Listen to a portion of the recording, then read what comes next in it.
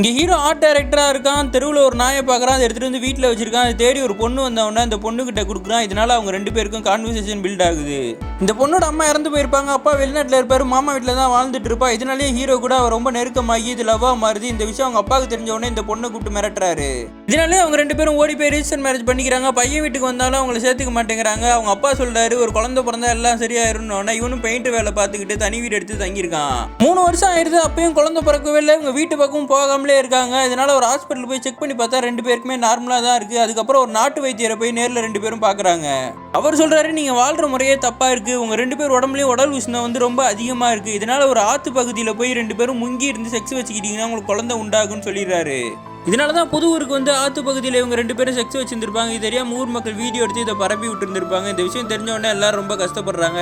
இவங்கள்ட்ட சாரி கேட்கலான்னு போய் வீட்டை பார்த்தா வீடு பூட்டி கிடக்கு. அடுத்த நாள் காலையில் அவங்க ஊர் ஆற்றுலேயே அவங்க 2 பேரும் டெட் பாடியாக எடுக்கிறாங்க. அவங்க 2 பேரோட கையும் இறுக்கி பிடிச்சிருக்கு. அது மட்டும் இல்லாமல் அந்த பொண்ணு ப்ரெக்னெண்ட்டாக இருக்கான்னு எல்லாருக்கும் தெரிய வருது.